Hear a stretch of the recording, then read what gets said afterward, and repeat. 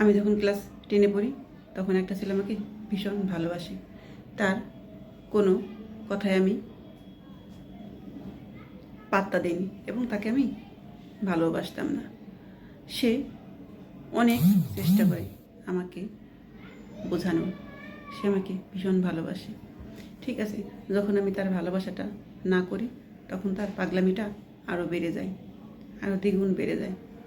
তারপরে সে একসময় আমার পায়ে এসে ধরে এবং কান্নাকাটি করে। ঠিক আছে, তার এই পাগলামো দেখে আমিও আর নিজেকে ঠিক রাখতে পারিনি।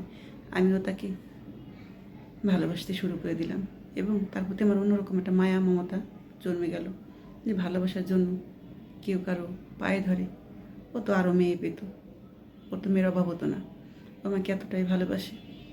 যাই হোক, ওর কাছে আমি ভালোই থাকবো, ও আমাকে ছাড়া কিছু বুঝবে না। ওর সাথে আমার খুব সুন্দর একটা সম্পর্ক চলছিল। একদিন আমরা ঘুরতে বের হই। ঘুরতে গিয়ে ওর এক চাচাতো ভাইয়ের বাড়িতে আমাকে বেড়াতে নিয়ে যায়। সে বাড়িতে তেমন কেউ ছিল না।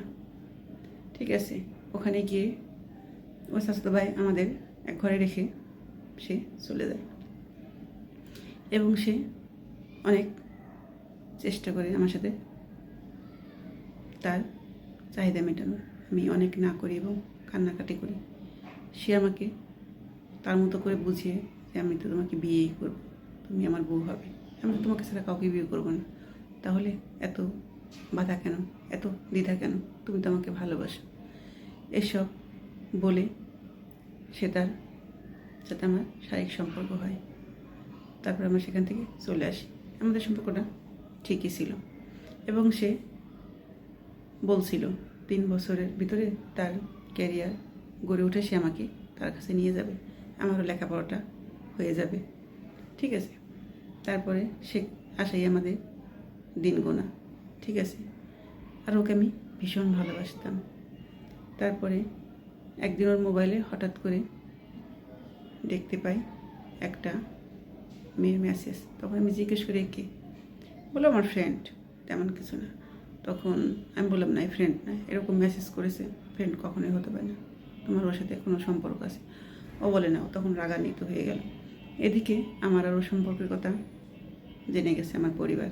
ঠিক আছে, আমার পরিবার জেনে যাওয়ার পর ছেড়ে দেখছে বিয়ে দেওয়ার জন্য, আমাকে আর রাখবে না, বিয়ে দিয়ে দেবে।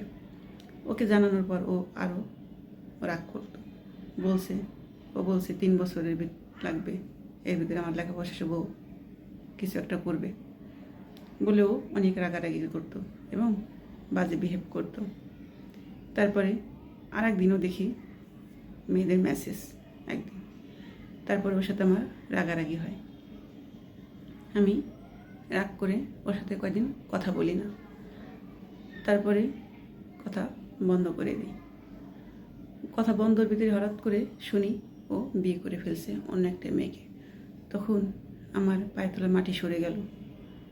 আমার মনে হচ্ছিল পৃথিবীটা অন্ধকারে আসছে। আমি কার জন্য সব শেষ করলাম, কাকে বিশ্বাস করলাম?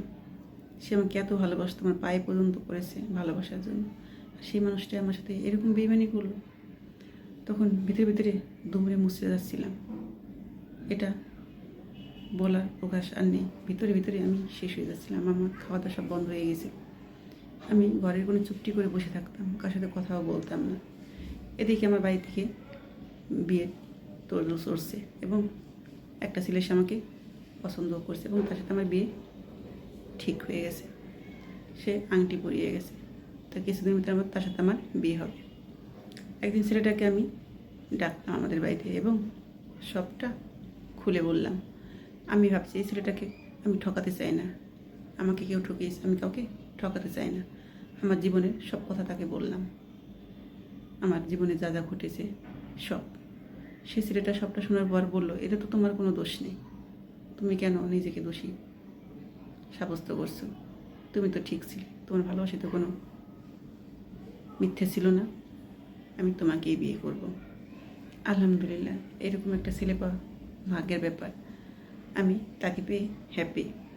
তার সাথে আমার বিয়ে হলো, আমি সুখে সংসার করতে লাগলাম। আলহামদুলিল্লাহ, এখন আমি 2 বাচ্চার মা। আসলে কেউ কাউকে ঠকালে আল্লাহ কাউকে তাকে ঠকতে দেয় না, আল্লাহ তার থেকে ভালো কিছু রেখে দেয় তার জন্য।